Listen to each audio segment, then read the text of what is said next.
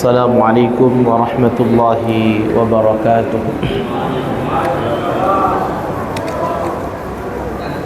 Innal hamdalillah nahmaduhu wa nasta'inuhu wa nastaghfiruh wa na'udzu billahi min shururi anfusina wa min sayyiati a'malina. May yahdihillahu fala mudilla lahu wa may yudlil falan tajida lahu waliyyan mursyida. Asyhadu an la ilaha illallah wahdahu la syarika lah wa asyhadu anna Muhammadan abduhu wa rasuluhu la nabiyya ba'dah. Allahumma salli ala sayyidina wa habibina wa qurrati a'yunina Muhammadin wa ala alihi wa sahbihi ajma'in. Allahumma rzuqna fahman nabiyyin wa hifdhal mursalin wa ilhamal malaikatil muqarrabin birahmatika ya arhamar rahimin. Allahumma inna nas'aluka ilman nafi'a wa qalban khashi'a wa amalan mutaqabbala wa rizqan halalan tayyiban mubaraka. Rabbana zidna ilma warzuqna fahma. Allahumma a'inna ala dhikrika wa syukrika wa husni ibadatik. Allahumma barik lana fi Rajab wa Sya'ban wa ballighna Ramadan. Allahumma inna nas'aluka husnal khatimah wa na'udzubika min su'il khatimah. Taqabbal minna ya karim walhamdulillahi rabbil alamin. Bapak Ibu jamaah salat maghrib yang dimuliakan Allah Subhanahu wa taala, tentu kita bersyukur kepada Allah karena pada malam hari ini Allah Subhanahu wa taala masih memberikan kita kesempatan untuk bisa melaksanakan kewajiban kita kepada Allah, yaitu salat maghrib secara berjamaah. Kemudian kita lanjutkan dengan iktikaf bersama sekaligus mengkaji ilmu-ilmu Allah Subhanahu wa taala. Kita berdoa mudah-mudahan Allah Subhanahu wa taala menerima setiap amal salih kita, menjadikan langkah kita sebagai langkah yang menghasilkan pahala dari Allah Subhanahu wa taala. Kemudian juga menghapus dosa-dosa kita. Karena kata baginda Rasul, orang yang melangkahkan kaki ke masjid itu satu langkahnya menambah pahala, satu langkahnya lagi itu menghapus dosa.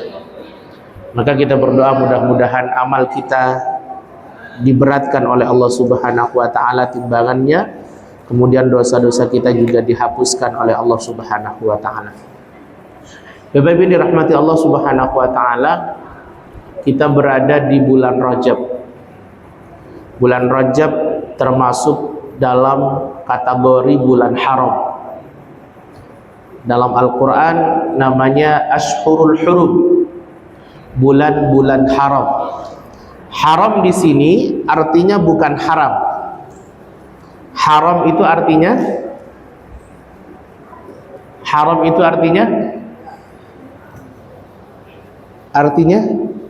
suci.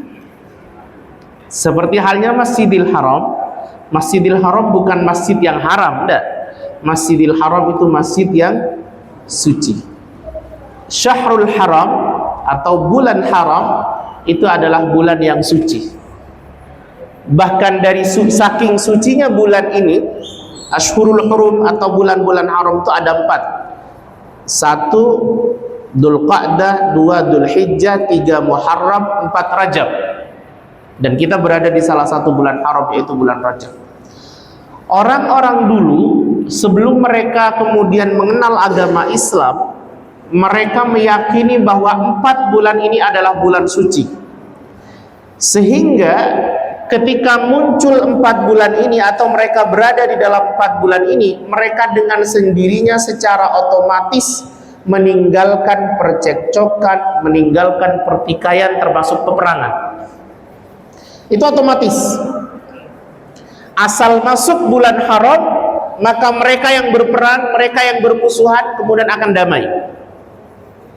Dulu ada 2 suku yang sering kali bertikai, namanya suku Aus dan Khazraj. Itu ketika mereka berperang, lalu kemudian masuk bulan haram, seketika perangan mereka berhenti, pertikaian mereka berhenti. Nah, hari ini menarik, Pak. Hari ini kita kenal Islam, hari ini kita kenal iman, kenal baginda Rasul, tapi kadang pas bulan haram pun masih cekcok setetanggaan. Pas bulan haram pun masih bertikai sekeluarga.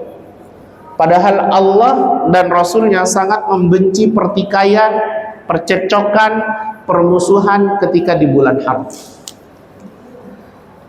Cuma ini dirahmati Allah Subhanahu wa Ta'ala. Ada satu doa yang disarankan oleh baginda Rasul untuk selalu kita baca, terutama ketika kita masuk di bulan Rajab.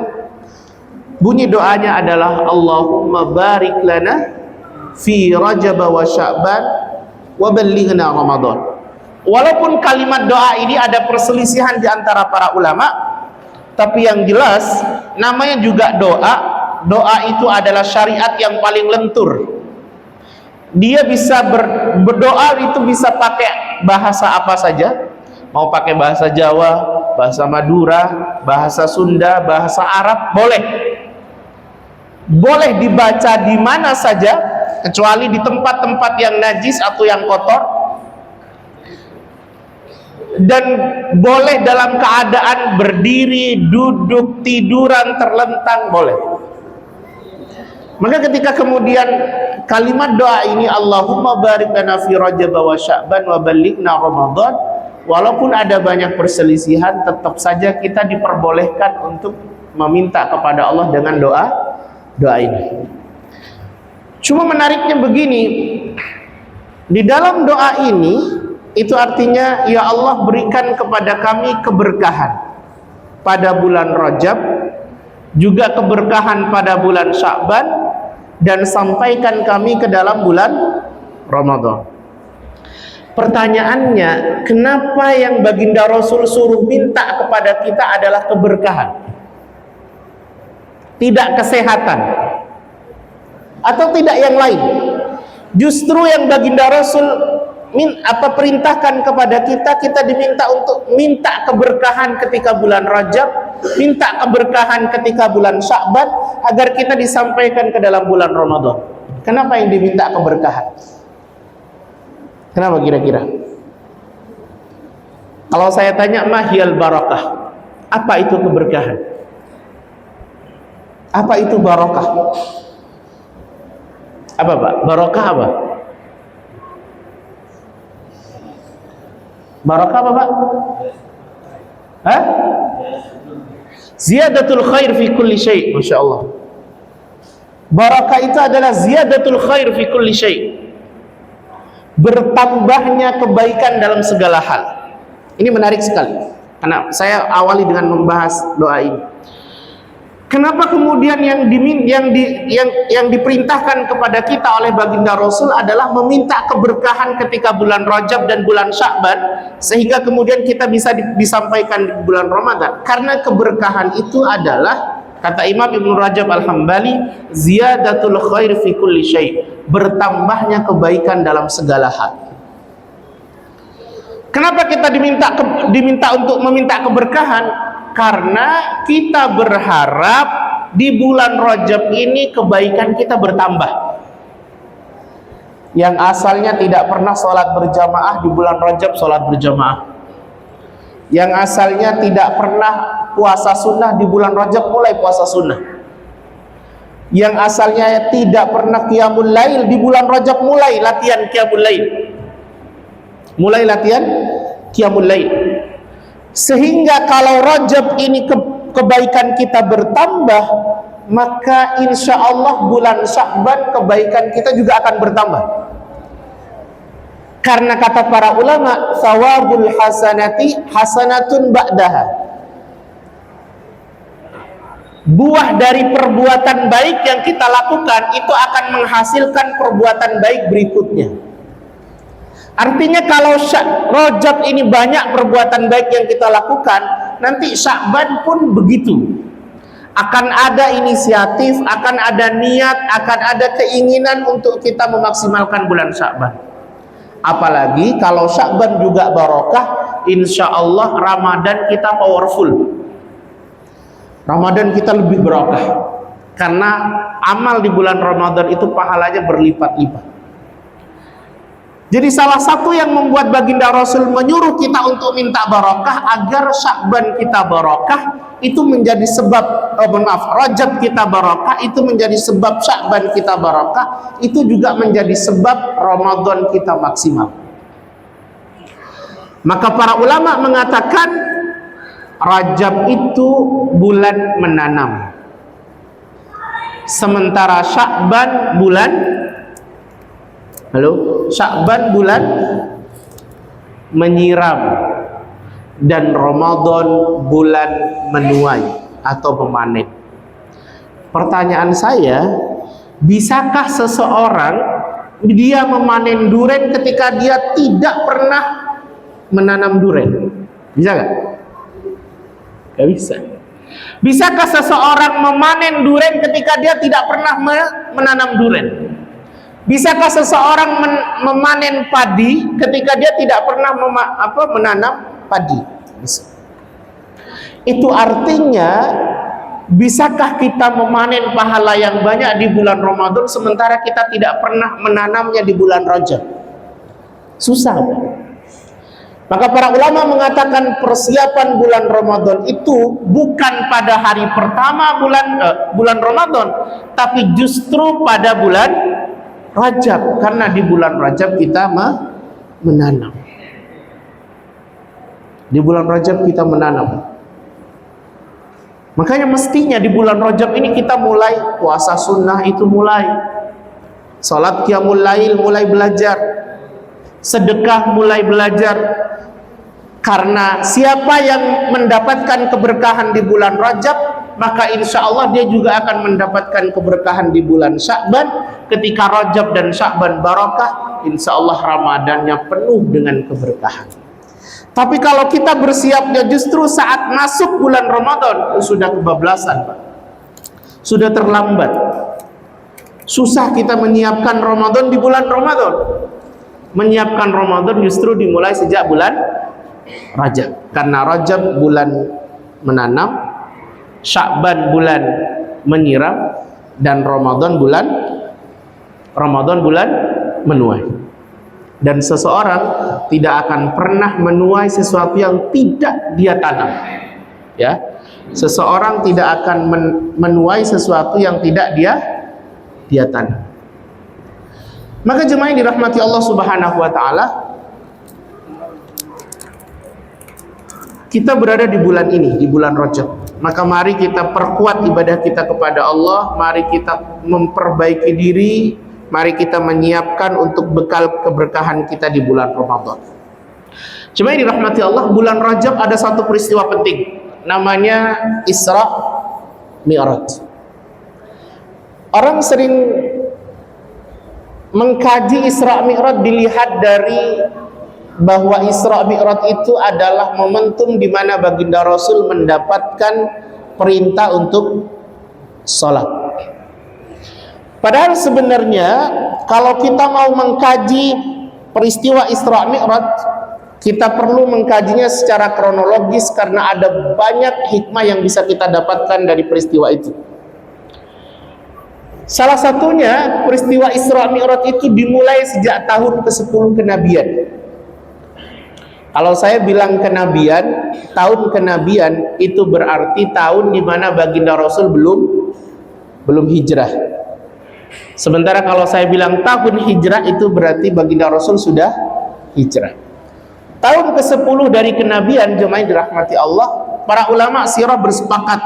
Salah satunya adalah Imam Ibnu Katsir, kemudian Imam Ibnu Hisham, kemudian juga Imam Ibnu Ishaq. Mereka bersepakat bahwa tahun ke-10 kenabian itu merupakan Amul Huzn, tahun duka cita. Jemaah yang dirahmati Allah, baginda Rasul itu sejak beliau mendapatkan wahyu di tahun pertama, sebenarnya setiap tahun beliau bersedih. Ada banyak duka, ada banyak sedih yang dirasakan oleh beliau sejak beliau mendakwahkan Islam sampai akhirnya beliau wafat. Tapi yang menarik adalah para ulama justru menjadikan tahun ke-10 kenabian itu sebagai tahun duka cita, tahun amul huzn atau tahun kesedihan. Kenapa?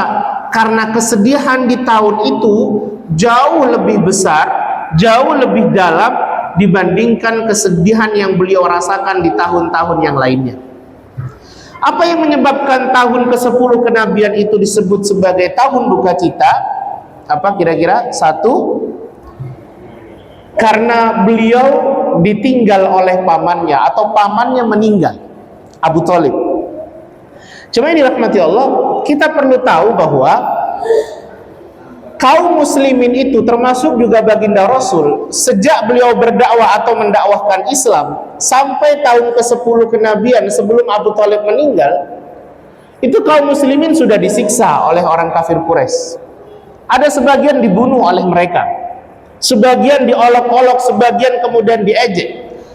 Tapi menariknya, kaum kafir Quraisy itu tidak berani untuk bermain fisik kepada baginda Rasul secara pribadi. Tidak bisa. Walaupun mereka menyiksa sahabat baginda Rasul, tapi mereka tidak berani untuk menyiksa baginda Rasul. Bahkan untuk punya niat membunuh baginda Rasul saja mereka tidak berani. Salah satu alasannya adalah karena Abu Thalib. Abu Thalib betul-betul melindungi baginda Rasul. Bahkan Abu Thalib mengatakan, kalaulah ada orang yang berani menyentuh Muhammad, menyakiti Muhammad, maka dia telah menyakiti aku. Kalau ada orang berani menyakiti aku, maka Bani Hashim seluruhnya siap pasang badan untuk berperang kepada siapa saja yang menyakiti Muhammad. Karena perlindungan Abu Thalib yang begitu besar ini, jemaah yang dirahmati Allah Subhanahu wa taala, membuat orang kafir Quraisy tidak bisa menyentuh fisik kepada baginda Rasul. Tidak bisa menyakiti beliau secara fisik. Kalau diejek, difitnah itu biasa. Tapi disiksa mereka tidak berani. Salah satunya karena perlindungan Abu Thalib. Ketika Abu Thalib meninggal, wajar nggak kalau baginda Rasul bersedih luar biasa? Wajar. Walaupun kita tahu Abu Thalib tidak beriman. Tapi yang jelas jemaah yang dirahmati Allah Subhanahu wa taala, ketika Abu Thalib meninggal, maka yang terjadi adalah orang kafir Quraisy kemudian mulai berani bermain fisik dengan baginda Rasul. Ya. Maka wajar kalau baginda Rasul waktu itu bersedih luar biasa, sedih sekali. Karena orang yang selama ini membela dia mati-matian, melindungi dakwah baginda Rasul, itu mati di tahun itu, tahun ke-10 kenabian. Setelah itu jemaah yang dirahmati Allah, 5 bulan setelah kematian Abu Thalib, Allah susulkan dengan kematian Bunda Khadijah, tepat pada bulan Ramadan tahun ke-10 kenabian. Khadijah itu jemaah yang dirahmati Allah, itu adalah istri yang paling dicintai oleh beliau. Istri yang paling dicintai. Bahkan saking dari dicintainya oleh baginda Rasul, Khadijah ketika meninggal, baginda Rasul itu masih sering berbuat baik kepada teman-teman Khadijah. Beliau kalau memotong domba atau memotong unta, sebagian dagingnya itu oleh baginda Rasul diserahkan atau diantarkan kepada teman-teman akrabnya Bunda Khadijah. Bahkan saking dari seringnya beliau melakukan itu, Bunda Aisyah sempat pernah cemburu kepada baginda Rasul karena beliau melakukan itu padahal Khadijah sudah lama meninggal. Bahkan beberapa kali Bunda Aisyah itu mendapati dan mendengar dengan telinga beliau sendiri bahwa baginda Rasul itu sering mendoakan Khadijah. Puncaknya adalah ketika Bunda Aisyah waktu itu mendengar baginda Rasul kemudian mendoakan Khadijah, maka Bunda Aisyah waktu itu cemburu luar biasa.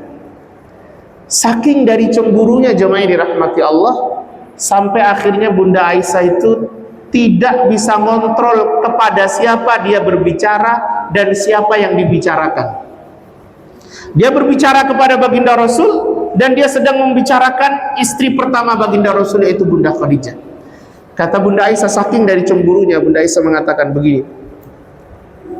Beliau itu, Bunda Aisyah itu jemaah dirahmati Allah, kalau sedang mood, kalau sedang senang sama baginda Rasul, sedang tidak bersedih, tidak apa, adem ayem begitu, itu biasanya Bunda Aisyah manggil baginda Rasul dengan kalimat ya Rasulullah. Tapi kalau lagi marah kepada baginda Rasul, beliau itu biasanya mengucapkan ya Muhammad, manggilnya ya Muhammad, dipanggil namanya. Waktu itu karena cemburu, Bunda Aisyah kemudian mengatakan kepada baginda Rasul, ya Muhammad, apa yang masih engkau harapkan dari wanita yang sudah meninggal, sementara engkau sudah diberikan ganti oleh Allah dengan wanita yang lebih muda dan lebih cantik. Ini kalimat cemburu nih, Pak. Saking dari cemburunya itu Bunda Aisyah sampai tidak bisa kontrol kalimat kepada siapa beliau berbicara dan siapa yang dibicarakan. Yang dibicarakan Bunda Khadijah, Ummul Mukminin, ibu kita semua. Maka waktu itu ketika baginda Rasul mendengar kalimat itu, beliau kemudian marah luar biasa. Raut wajah beliau memerah. Kemudian baginda Rasul mengatakan, tidak ada yang bisa menggantikan Khadijah bagiku, karena Khadijah adalah satu-satunya perempuan yang dia meyakinkan aku, percaya kepadaku di saat yang lain tidak percaya kepadaku. Karena memang Bunda Khadijah adalah orang yang paling pertama masuk agama baginda Rasul.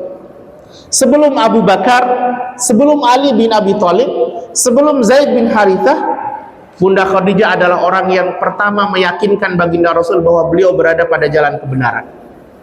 Dan itu tak tergantikan. Kemudian yang kedua, kata baginda Rasul, Khadijah adalah orang yang mau mendermakan hartanya untuk agamaku di saat yang lain tidak mau mendermakan hartanya. Bunda Khadijah itu orang kaya, konglomerat. Dia adalah wanita terkaya mungkin di Mekah waktu itu. Dan hartanya habis untuk membiayai dakwah baginda Rasul. Terutama pada tahun ke-6 sampai tahun ke-9, di saat kemudian baginda Rasul dengan Bani Hashim waktu itu diboikot, itu Khadijah menggunakan hartanya untuk mensuplai semua logistik yang diperlukan pada 3 tahun itu. Dan harta beliau habis di zaman itu. Kemudian yang terakhir ini yang paling najleb kalau bahasa kita. Baginda Rasul bilang kepada Aisyah bahwa, dan Khadijah adalah istri yang bisa memberikanku keturunan di saat istri yang lain tidak memberikanku keturunan. Di titik ini jemaah dirahmati Allah, Bunda Aisyah langsung paham kapasitasnya, bahwa dia tidak selevel dengan Bunda Khadijah. Maka kata Bunda Aisyah, sejak saat itu aku tidak pernah lagi menyinggung soal nama Khadijah di depan baginda Rasul Shallallahu Alaihi Wasallam, karena Bunda Khadijah tahu bahwa kapasitasnya tidak seperti Khadijah. Maka jemaah dirahmati Allah, karena memang peran beliau ini sangat strategis sekali bagi kehidupan baginda Rasul dan dakwah Islam. Ketika Bunda Khadijah kemudian meninggal di tahun yang sama, yaitu tahun ke-10 kenabian, itu kesedihan beliau berlipat-lipat. Belum selesai dengan kesedihan Abu Thalib yang berefek pada penyiksaan kaum kafir Quraisy semakin besar kepada kaum muslimin, ditambah lagi oleh Allah wafat juga Bunda Khadijah. Yang bahasa kita, dia adalah tempat di mana baginda Rasul kalau pulang ke rumah, yang awalnya sumpah di luar, pulang ke rumah jajderah.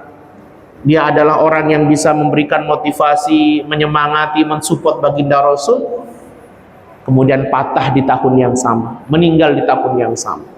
Maka itu memberikan kesedihan yang luar biasa kepada baginda Rasul. Sekali lagi saya sampaikan tadi bahwa hidup baginda Rasul itu mulai dari tahun pertama mendakwahkan Islam sampai meninggal, tentu setiap tahunnya ada rasa sedih. Tentu setiap tahunnya ada rasa sedih. Gak mungkin bahagia terus. Tapi ketika kemudian tahun 10 kenabian disebut sebagai tahun duka cita, itu berarti di tahun itu adalah tahun paling sedihnya baginda Rasul. Pertama karena Abu Thalib, yang kedua karena Bunda Khadijah. Yang ketiga jemaah dirahmati Allah, saat bulan Ramadan itu Bunda Khadijah meninggal, 1 bulan berikutnya yaitu bulan Syawal, baginda Rasul waktu itu pergi ke kota Taif. Kalau kita lihat peta Jazirah Arab, kita akan mendapati ini Petanya Jazirah itu kayak begini. Di bawah ini Yaman, di atas ini Syam, di tengah ini ada Mekah. Di sebelah sini ada Taif, di sebelah sini ada Madinah. Jadi beliau berjalan ke sini. Jarak dari Mekah ke Taif itu sekitar 70 sampai 90 km. Kalau hari ini kita umroh, kemudian kita traveling ke Taif, itu pakai bis, kemudian jalannya sudah aspal. Dulu baginda Rasul itu beliau jalan dari Mekah ke Taif bersama Zaid bin Haritha. Itu beliau berjalan, itu bukit lembah. Dan treknya itu batu pasir. Maka beliau berjalan ke Taif itu perlu waktu sekitar 1 pekan, 8 hari 7 malam. Ya, lama. Dan beliau gantian karena yang dibawa untanya adalah 1 unta, maka gantian. Zaid kadang di atas, baginda Rasul kadang di bawah. Atau sebaliknya, baginda Rasul di atas, Zaid di bawah. Gitu. Sampai akhirnya sampai di Taif. Cuma yang dirahmati Allah Subhanahu wa taala, apa yang dilakukan oleh baginda Rasul ke Taif waktu itu? Pertama, beliau datang ke Taif dalam rangka menawarkan kota hijrah ke Taif.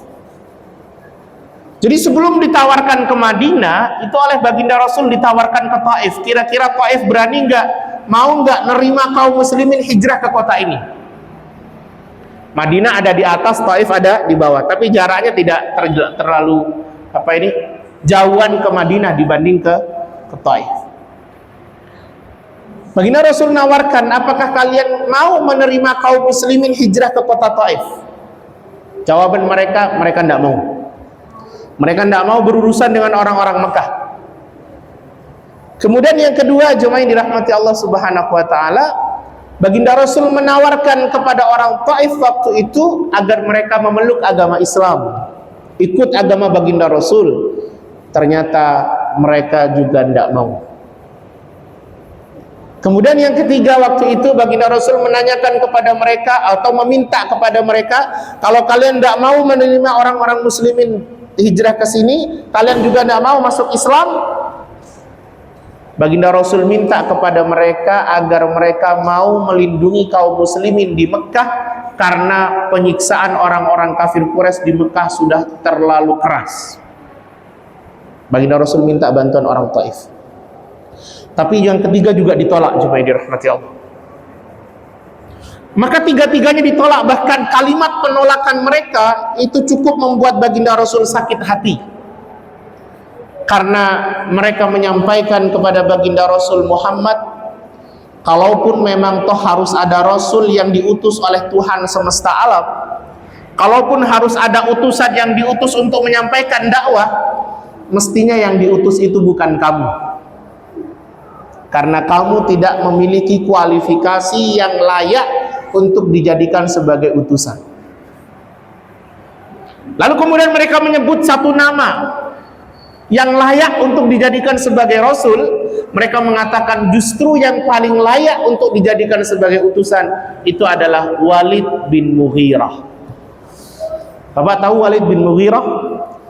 Itu adalah orang terkayanya Mekah, tuan tanah, banyak hartanya.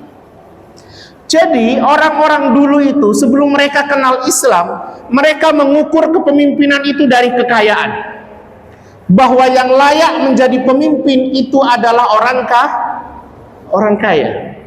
Kalau sekarang gimana? Hampir sama. Bahkan kalau kita mengkaji sirahnya Bani Israel, ketika Bani Israel meminta kepada Nabi Sam'un atau Nabi Samuel untuk diangkat bagi mereka seorang pemimpin jenderal perang yang akan memerangi Jalut, waktu itu Nabi Samuel mengatakan, aku akan angkat untuk kalian pemimpin namanya Talut. Kemudian Bani Israel mengatakan, Talut tidak layak bagi kami untuk memimpin kami. Salah satu pertimbangannya adalah karena Talut orang miskin. Kami lebih layak sebagai pemimpin karena kami lebih kaya daripada Talut. Coba bayangkan, Bani Israel itu mengukur kelayakan seseorang menjadi pemimpin dari kekayaan. Orang-orang jahiliyah dulu juga mengukur kepemimpinan, mengukur orang yang layak jadi utusan itu dari kekayaan. Dan kita hari ini sama. Padahal kita sudah kenal Islam. Hari ini orang kalau mau jadi wakil DPR atau wakil rakyat jadi DPR, dia perlu punya uang 2 miliar kalau tingkat kota. Kalau tingkat provinsi 5 miliar. Kalau tingkat nasional 10 miliar. Orang kalau mau jadi wali kota harus punya begini dan lain sebagainya. Hampir sama.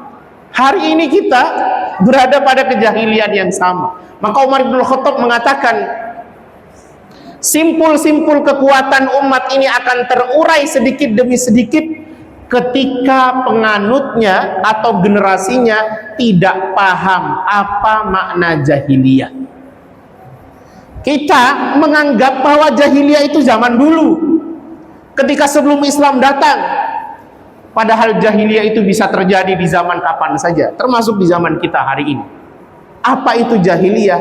Jahiliyah itu adalah suatu kondisi di mana orang-orang sudah tidak lagi melakukan sesuatu berdasarkan wahyu, maka itu jahiliyah.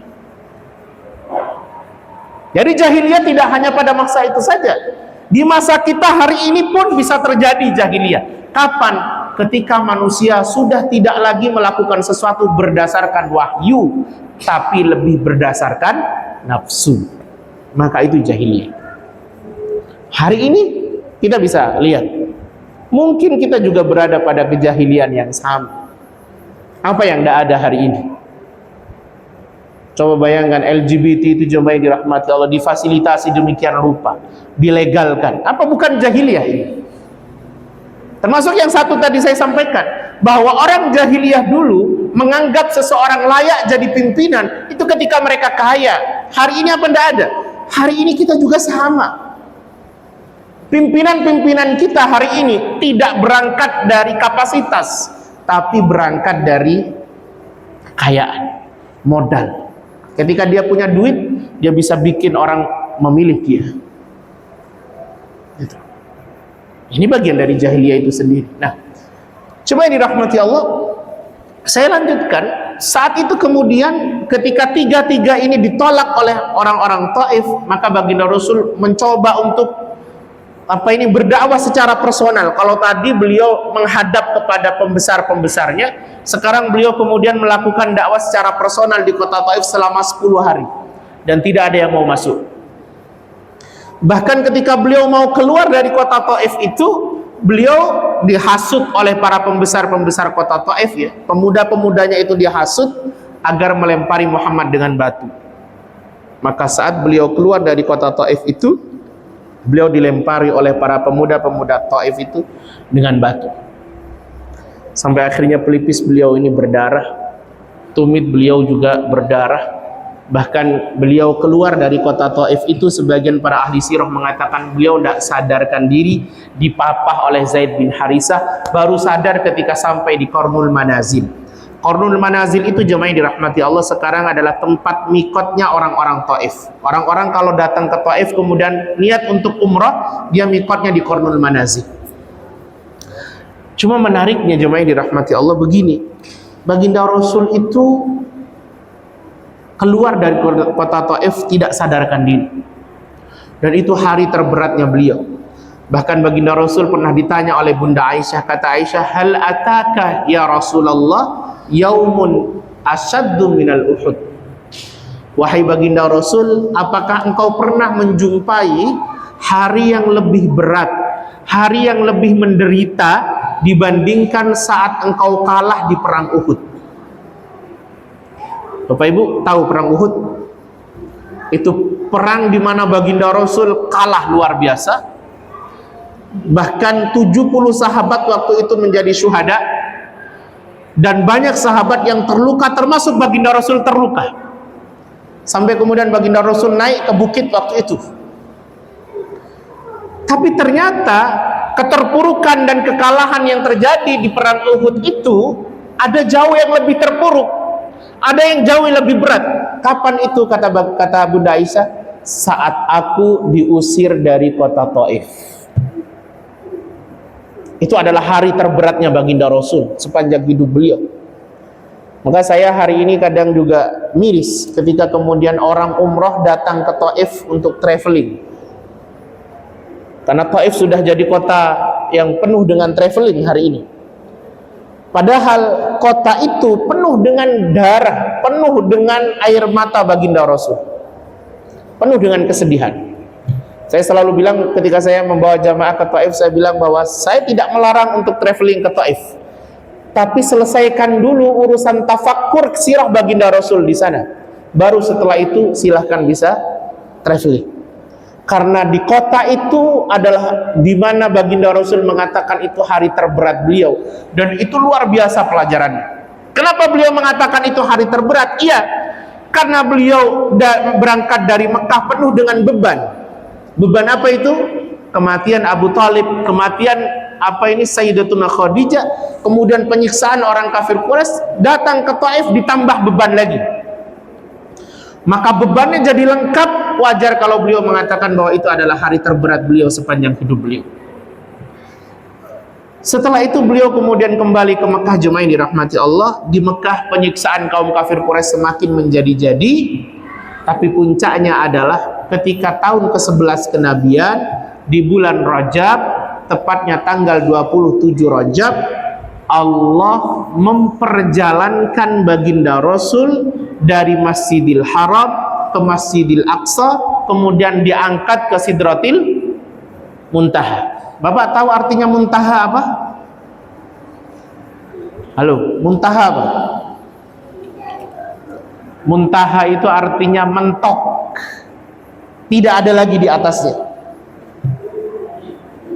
Itu tempat paling tinggi yang ada di semesta ini. Wallahu alam seperti apa, tapi yang jelas Sidratil Muntaha, muntaha itu artinya mentok, sudah tidak ada lagi di atasnya. Maka para ulama mengatakan bahwa baginda Rasul waktu itu diangkat dari tempat yang paling rendah ke tempat yang paling tinggi. Beliau diangkat oleh Allah Subhanahu wa taala dari tempat yang paling hina ke tempat yang paling mulia.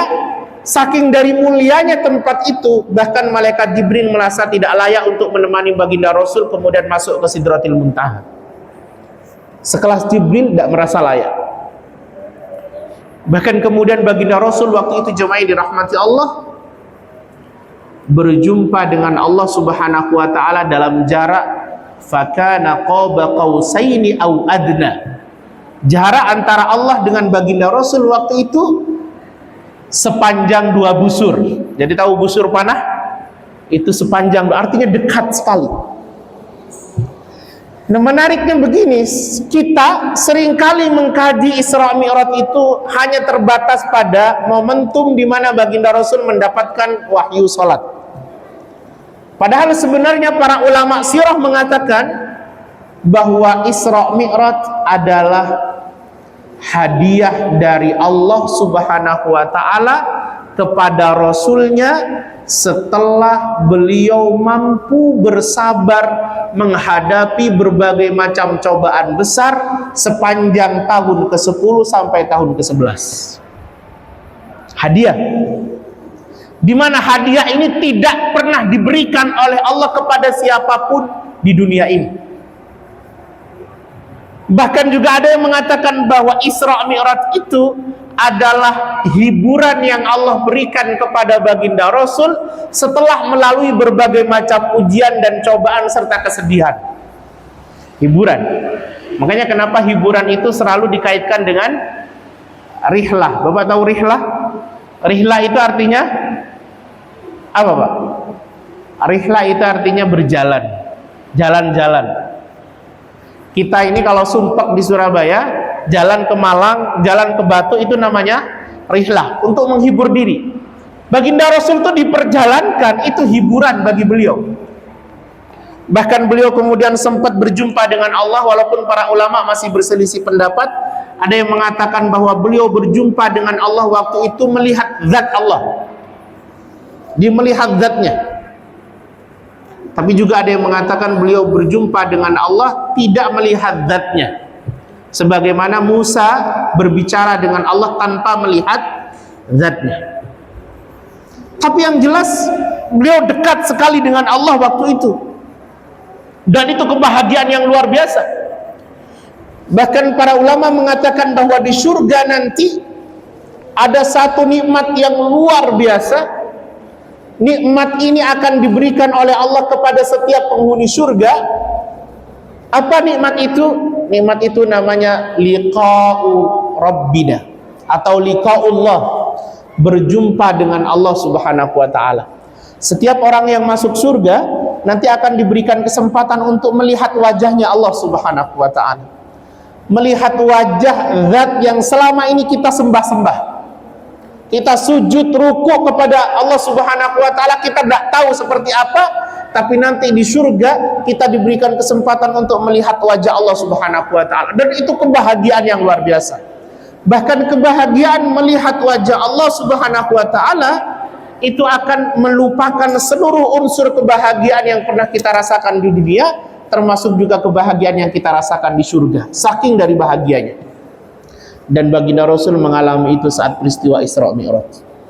Bahkan beliau diberi kesempatan untuk berkeliling ke surga, berkeliling ke neraka dan lain sebagainya, yang tidak Allah berikan kesempatan kepada yang lain.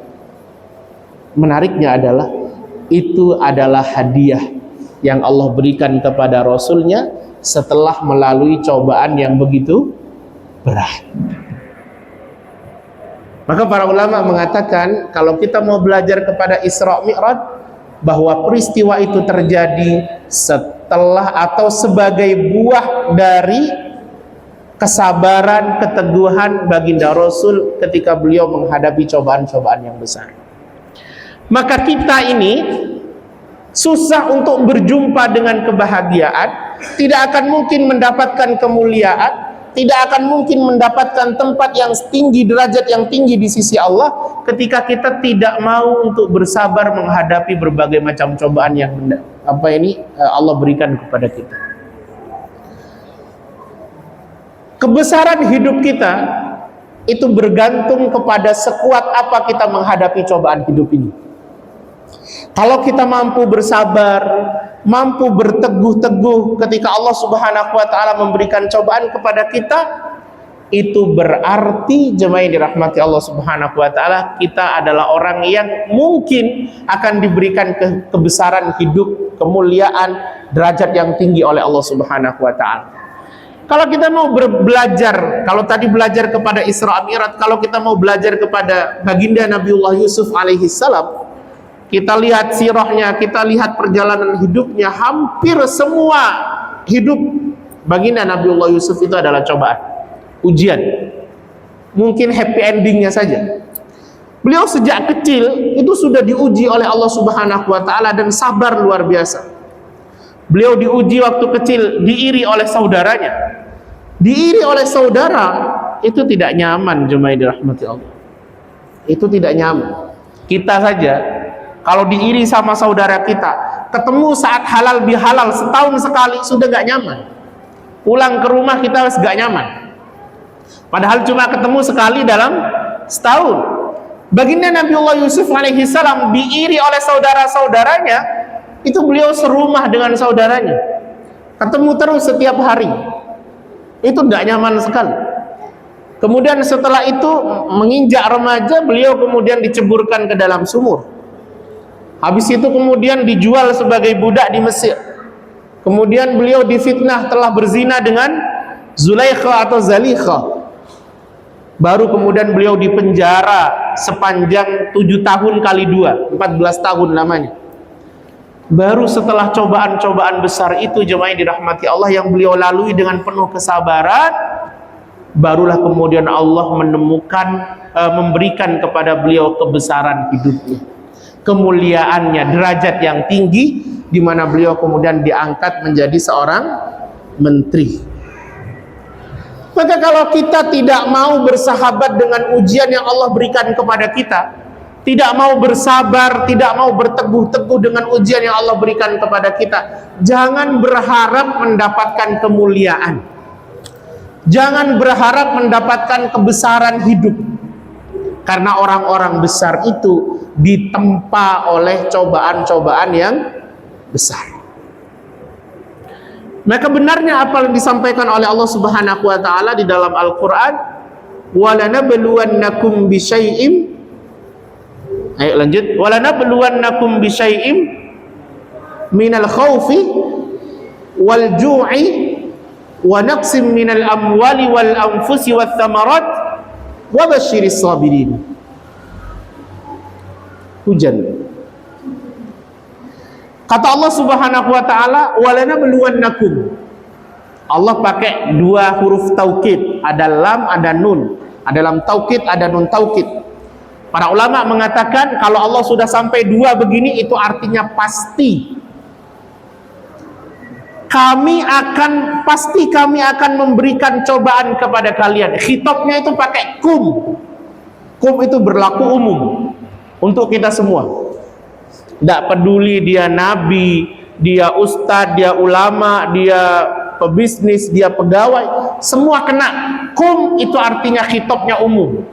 Walanabluwannakum itu artinya semua kalian pasti akan mendapatkan ujian.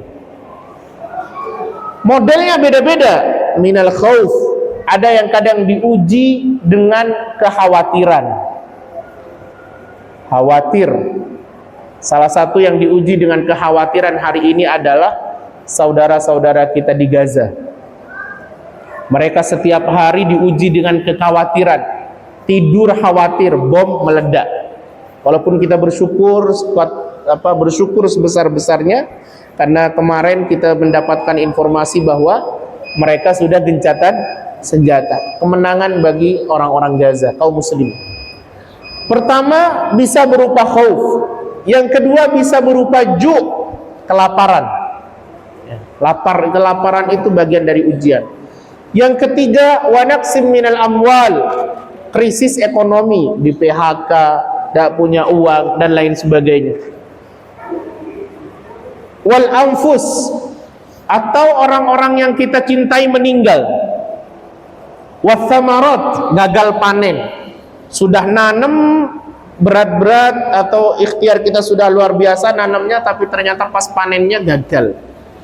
Ini semua bentuk ujian jemaah dirahmati Allah. Tapi menariknya adalah Allah menutup kalimat ujian ini dengan kata wabasyiris sabiri, dan berikan kabar gembira kepada orang-orang yang sabar.